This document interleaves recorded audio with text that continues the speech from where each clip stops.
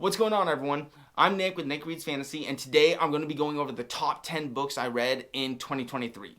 I'm not doing any runner-ups, I'm not doing any honorable mentions, just jumping straight in with number 10, which is Elric of Melniboné by Michael Moorcock. I had an amazing time with this book. I enjoyed it much more than I thought I was going to after reading and being disappointed with Conan. I found Elric to be classic sword and sorcery at its finest. We have a relatively grimdark protagonist serving the Lord of Chaos with a sword that consumes the souls of his enemies. Like, that just sounds cool. Meanwhile, our hero is trying to figure out his place in this world that he doesn't feel like he belongs, and goes on quests throughout the world he lives in. This first book of the Elric saga is truly incredible. So you might be wondering, Nick, do you have anything bad to say about the book? Yes, I do. This is not one of the greatest books of all time, in my opinion, just one of the top 10 books I read this year. My biggest complaint with this first Elric book is that Michael Moorcock seems to be an infuriatingly inconsistent writer. Throughout this first book, I have 5-star favorites, some that I think are some of the best examples of fantasy literature in this collection of books. But I also have some that are as low as 2 stars, and I'd probably say most of them are 3 to 4 stars. And throughout reading this book, I couldn't help but think back on the Michael Moorcock quote that kind of helped inspire me to write my own story, which it goes something along the lines of, I'd rather be a bad writer with big ideas than a great writer with bad ideas, or something along those lines. And I honestly think this first book is a perfect example of that saying. Michael Moorcock has huge ideas. Elric has a fantastic plethora of stories and adventures that he goes on throughout this tales. Not all of them are great stories, but they all have big ideas. And I think that's probably the perfect summation of how I felt about Elric. Who would I recommend reads this? Honestly, I had a fantastic time with this book, and I would actually consider this a must-read for fantasy enthusiasts. But if you're not a fantasy enthusiast, if you're a newcomer or just a classic enjoyer of fantasy, I don't think that this would be a necessary read. Or not yet, at least. I think there's other books that are priorities before Elric and Melniboné. And with that, we're moving on to the number 9 spot of this year, of 2023. And that book is A Wizard of Verity by Ursula K. Le Guin. A Wizard of Verity has been a book that has honestly been in my periphery since childhood. She's one of the most recommended authors I get on the channel, even though the actual number 1 recommended author is someone else who I also read this year and also made it in the top 10 books I read of 2023, but we'll get to that later. The Wizard of Verity is probably one of the most perfect examples of the hero tale I have ever read. Of a boy discovering he had immense power, of him trying to take shortcuts and discovering the harsh realities of the world and the power he wields, and then being brought back down to size before facing his own demons. Reading this book was like reading Tolkien in the sense that I could tell that this book was paving the way for modern fantasy. It was paving the way for fantasy to become something other than what it was. What I loved most about this book was probably the prose and the storytelling style that Le Guin uses in this book. It wasn't like reading modern fantasy, but I don't think it was necessarily like reading classic fantasy either. It was like I wasn't reading a story. It was like I was reading a bedtime story. It was like I was gathered around the fire, being told a story by being passed down by generations instead of reading a book meant to be read and consumed in mass. Like Elric, I consider Wizard of Verity to be a must-read for fantasy enthusiasts. In fact, most fantasy enthusiasts have probably already read this book, as it's a classic and it might have been what got them into fantasy in the first place. I'm just a little late on the bandwagon. The difference is I think that this is a better entry point in fantasy than what Elric is for newcomers to fantasy or classic enjoyers. So with that, we're moving on. In the number 8 spot, we have a book that is written by the author that comes most recommended out of any author. It's also the first book of the series that it comes most recommended to me by fantasy readers. And that book is Assassin's Apprentice by Robin Hobb. After reading this book, I 100% see why Robin Hobb comes so recommended. This book is a story about a boy where not a lot happens. It's a very slow-paced fantasy read that is good for people who have been reading fantasy their entire life, or for newcomers to fantasy just trying to get into the genre. What's so weird about the story is that it's a very magical world where not a lot of magic is occurring. It's one of those very few books that is very slow to read, and like I said, not a lot really happens in the book. But there wasn't a moment from start to finish that I wasn't fully engrossed in the book. There wasn't a moment that I wasn't entertained. And I feel like for a book that goes at such a slow pace, that's a rarity. Like, that's impressive, and you can really see Robin Hobb's skill come out in this book. On to number 7, we have Tress of the Emerald Sea by Brandon Sanderson. It's the first of his 4 secret projects. To be clear, I haven't read the last 2 of his secret projects that have come out. Life's been busy and I've had other reading priorities, but out of the 2 books I did read of his, this one is 100% better than A Frugal Wizard's Guide, and good enough to make it in my top 10 list of this year. I can't remember if I said it for certain in the first video of me talking about Tress, but I know I thought it. And essentially, when I read this book, I couldn't help but think that this is just Brandon Sanderson showing off. Like, it is a masterclass in how to write an original story after being inspired by a classic or by one of their favorite tales. Because when you open it up, it's apparent that this book was inspired by A Princess Bride. Anyone who's watched the classic movie or read the book can see the resemblances, from the narrator's point of view to the storyline, or the humorous undertone that this book has throughout the story. This book is a perfect example of true inspiration and not imitation. After the first 15 minutes of this book, never once did I think about the Princess Bride. I only thought of the story Brandon was telling me, which is very hard, especially when you're inspired or borrowing ideas from a story that is as well known as A Princess Bride. The more popular the inspiration you're pulling from, the more hard it is to separate your new original idea from that work that it inspired. And Brandon did a great job with this. But that's not what makes this book one of the top 10 of this year.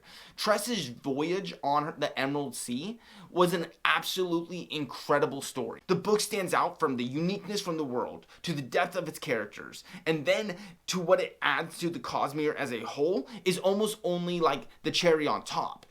Even though that for people who are fans and love the Cosmere, it was a huge part of the book. But the characters, the plot, the story, the world, it was all so well done that even if this was an isolated story that didn't add as much as it did to the Cosmere as a whole, it would still be an incredible book. Moving on to book number 6. I think a lot of people are going to be irritated, not that this series made it onto my top 10 books of the year, not that the author made it on the top 10 books of the year, but they'll be irritated at what book of the series I chose to make on the top 10 books of this year. Because even though I hear a lot about this series, even though I hear a lot about this author, this is not the book people tell you to start on. This is not the book people talk about. This is a book that people often say skip altogether, or at least read much after you're already exposed to the author and the world. And that book is The Color of Magic, the first world of Discworld, written by Terry Pratchett. To those people that say that this book isn't a good starting point for Discworld, maybe I'll agree with you in a few years when I've made my way through the Discworld universe, but as a newcomer to the world, as just a new reader that is trying to get interested in Discworld, I'm going to say you're wrong. And, you know, obviously there's opinions, but you're wrong. I'm right on this. There's no arguing. The plot of The Color of Magic is very simple to explain. We are following the world's first tourist. He is exposing us to parts of Discworld through the eyes of a tourist, and we immediately get to see the sights that everybody would want to see. What does a tourist do when they show up to a new destination? They see all the must-see sights. From dragons to demons and even their gods. We start in their capital city, and travel to the very edge of the world. The book allows us to become a tourist ourselves and see the touristy parts of the world. Like, it is so incredibly imaginative, and some may argue that there's better starting points. They may be right. I haven't explored the rest of Discworld. I'm not actually as cocky to say this is the best starting point. All I'm saying is, for me, this was a super great starting point for Discworld. I do think they're correct in that this was not the greatest writing of all time. Even the story and the plot wasn't as smooth as I think that an author of the reputation of Terry Pratchett should be. An author with a reputation of Terry Pratchett, I would expect to be leaps and bounds better than what I read in this first book. But besides the plot being perfect as an introduction to a weird world that floats on the back of a magical tortoise, there's something else that I really enjoyed about The Color of Magic, and I think Discworld as a whole. Over the past couple years, we have gotten so used to hard magic systems. We're used to like the logical use of magic in the way that Brandon Sanderson has developed his Cosmere around. I love hard magic systems, but I forget how much I also love soft magic systems. And I forgot how much I was needing a soft magic system in my reading TBR. I love the fact that soft magic seems that much more magical because we don't understand the way it works. We don't understand, and somehow that makes it all that much more magic. With the other books I've talked about so far, I said, who's this for? I honestly don't know who this book is for. I don't know if it's for newcomers. I don't know if it's for seasoned fans of fantasy. All I know is that if you're looking for a break from very hard magic systems or very serious plots, Discworld is probably the right choice for you to pick up. It's an excellent book. Also, one more thing I liked, my favorite character is Magical Luggage. Wasn't expecting that. But with that being said, we are in the top 5. And these are the big boys. Because whereas 6 through 10 are in the top 10 best books of the year, the top 5 are some of the greatest books I have ever read, period. Some have made it into my top 10 books of all time. So if you're enjoying the video, like and subscribe to get notified when the next video drops. And we're going to get into number 5 with Dreams of the Dying by Nicholas Litzau. I think I've discussed this book 2 or 3 times on my channel since reading it, like way back in February or March or something like that. It was an early read of 2023. And even though my opinion of the book stands, it has only gotten better in my mind as time goes on. It's a story of a troubled mercenary brought in to help save a ruler from a magical coma. On his journey to save this ruler, he will have to confront the demons of his past and the world that he lives in. That summary doesn't even go into doing the book justice. I'm just not going to jump that much into it because I have a full review of this book on my channel, and I'm telling you, go watch that review to see if this is the book for you. And seriously, watch the video before you decide whether or not you want to read this book, because I do have a caveat to what I'm saying. My caveat is that I honestly and truly think, even though I love this book, I honestly think that most people shouldn't read this book. This book touches on super dark subjects and has a protagonist that has one of the most pathological mindsets I have ever encountered in a book. For anyone that is struggling with mental health, or even somebody who isn't necessarily struggling but really emulates with the characters they read and see themselves taking on traits or characteristics easily, probably shouldn't read this book. So before you decide whether or not this is a book you want to read, go watch that review. I think the book is absolutely incredible, but not for everyone. The last thing I'll say about it is that it is the only self-published book on this top 10 list for 2023, but it's also probably one of the best quality books I own. I mean, both in physical copy and in audiobook. Moving on to the number 4 spot of this year is going to be a book that I doubt many people have heard of. Maybe I'm wrong, but the author that wrote this isn't most known for this book. He's known for a completely different book and a completely different series. And I think that people who enjoy that book and enjoy the series and enjoy the author often cite this as their least favorite work. And that book is The Knight by Gene Wolfe. The Knight is super unique in the aspect that it is the first half of a duology called The Wizard Knight, starting with the Knight and then going to the Wizard. You would think the book, the duology, the combined version would be called Night Wizard, but if you know Wolf, it makes perfect sense that it says Wizard Knight instead of Knight Wizard. The best way I could describe this book is probably Egg and Dunk from the Knights of the Seven Kingdoms, or the Hedge Knight, or whatever the book from A Song of Ice and Fire is. Dunk and Egg meets the Fey world from Name of the Wind. Like, that is what this feels like. It's the story about a teenage boy being transported to a magical world where he is transformed into a knight of legend.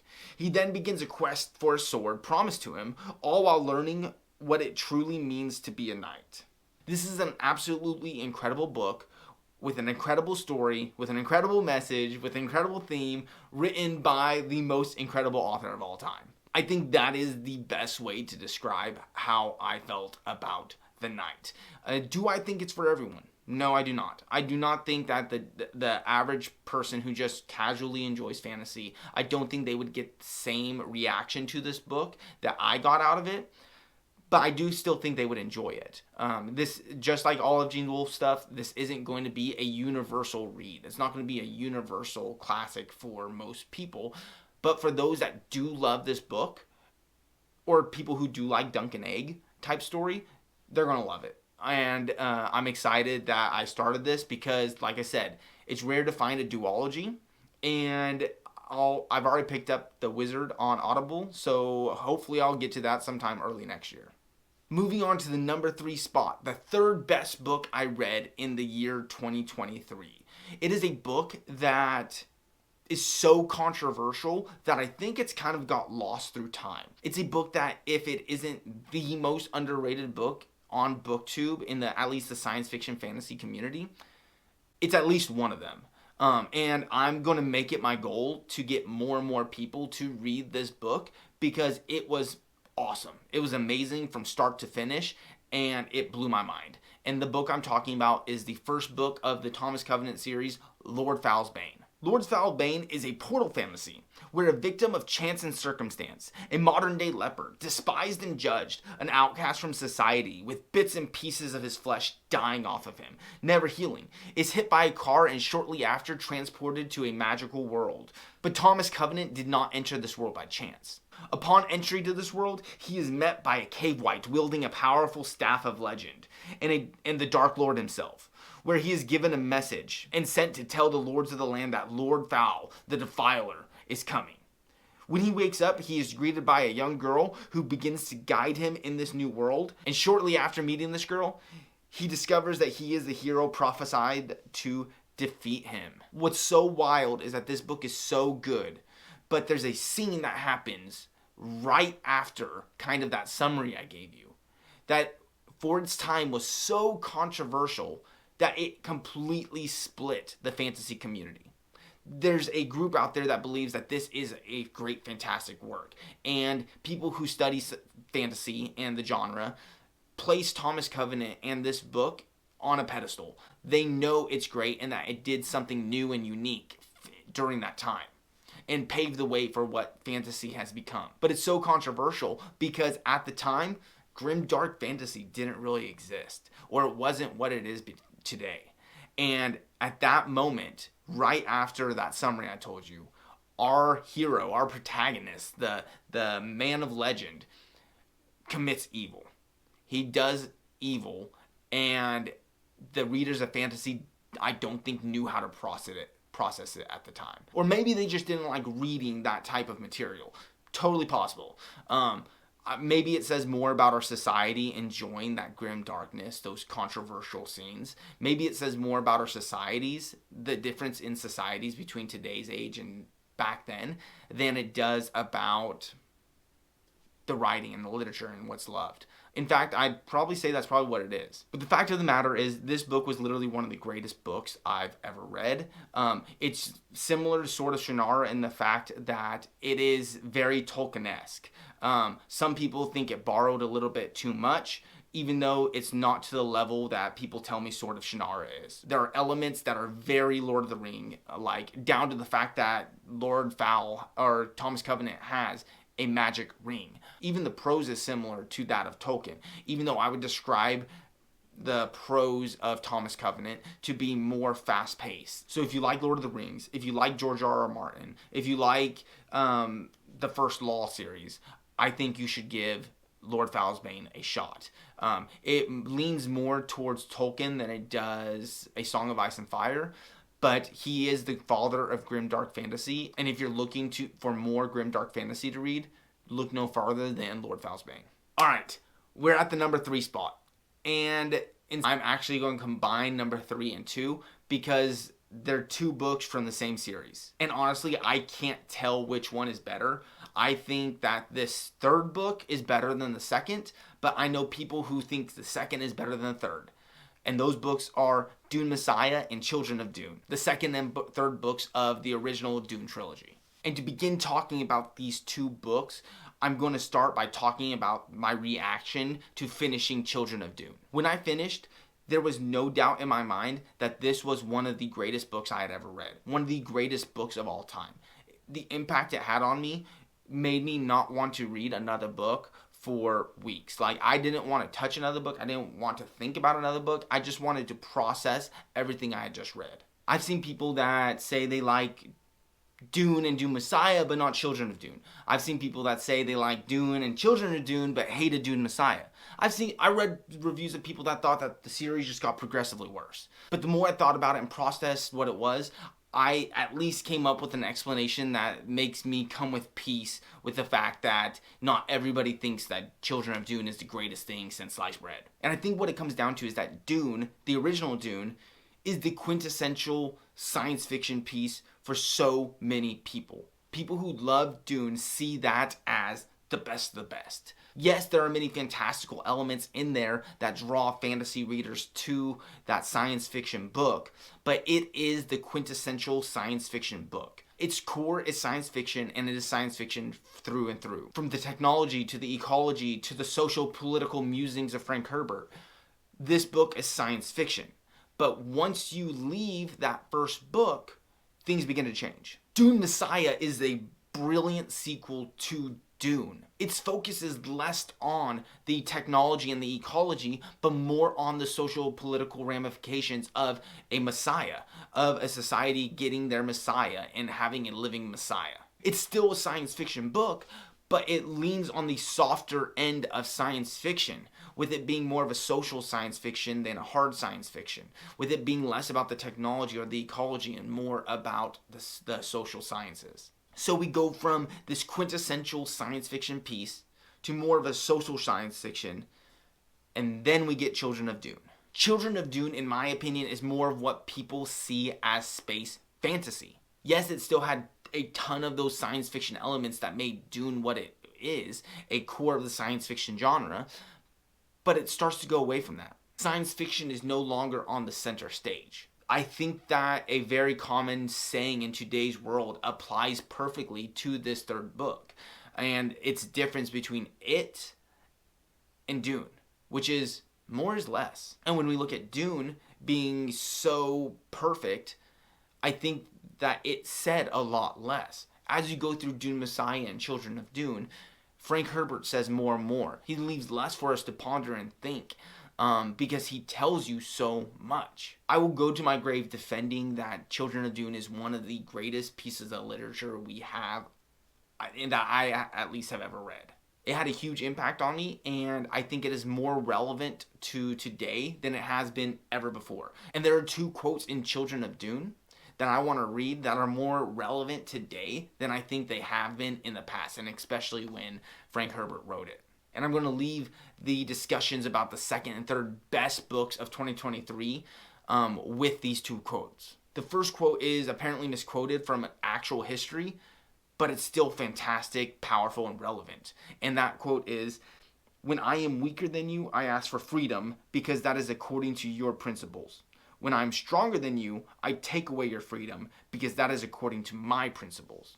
And the second quote, "Governments, if they endure, always trend increasingly towards aristocratic forms. No government in history has been known to evade this pattern. And as the aristocracy develops, government tends to more and more act exclusively in the interests of the ruling class, whether that class be hereditary royalty, oligarchs, or financial empires. or entrenched bureaucracy. And with those two quotes taking root in your mind, I am concluding the video with the #1 book I read in 2023, which is The Book of the New Sun, written by Gene Wolfe. And if you've been watching the channel, this doesn't come as a surprise to you. It's actually the omnibus of 4 separate books written by Gene Wolfe that I read this year. And it literally, not only did it change my tastes in what I'm reading, it changed what I thought was great writing. It just changed my taste in literature as a whole. I was obsessed with them. So obsessed with them that I then went and listened to the Alzabo Soup podcast, which literally go chapter by chapter throughout these 4 books, just discussing the Book of the New Sun. The podcast about the book is longer than the book itself. That is how much I thoroughly enjoyed this story. The stories of a torturer's apprentice being kicked out of his guild for doing the one thing he's not supposed to, showing mercy. Or at least that's the story Severian is telling us. As he is expelled from the guild, he explores a world that is very different from the one he thought he was a part of, and ends up becoming something so much more than the boy that left the tower. I have a full review on The Shadow of the Torturer, which is the first book of the Book of the New Sun. I highly recommend you check that out because it goes way more in depth, but I'm very proud of the analogy I used in that review, which is that this book is like an ogre eating an onion because it has so many layers that neither an ogre or an onion are enough layers to truly represent what this book is. Like, I can read this book alone on an island 1,000 times and still not catch everything that is written in this book. I literally cannot say enough good things about the Book of the New Sun, but the one thing I will say is that I 100% do not think that this book is for everyone. There are people who love science fiction that hate this book, and I'm not saying that's wrong. Like, this book is for a very particular taste. It's not meant to be a universal read. So even though it's the #1 book I read in 2023, I don't think it's a book that just any casual reader should pick up.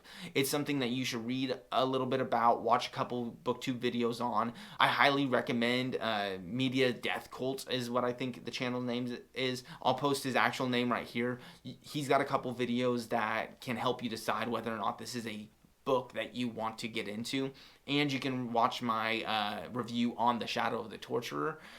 But with that, this top 10 list comes to an end. And also, for those of you that have watched the channel for a while now, you can obviously tell that I'm not in my usual recording area. Yeah, I'm not at home. I haven't been at home for a while, which is why I haven't posted in a while. So while I'm living here, this is going to be the room I'm recording in. These are not my Legos. I love Legos. I have some at home that I'm going to build and put on my bookshelf when I finally get my bookshelf in my new place. But this is not my room. These are not my Legos. I will show you the Legos for those that are interested. I think all of these ones are Star Wars Legos of my brother-in-law. And these aren't even all of his Legos.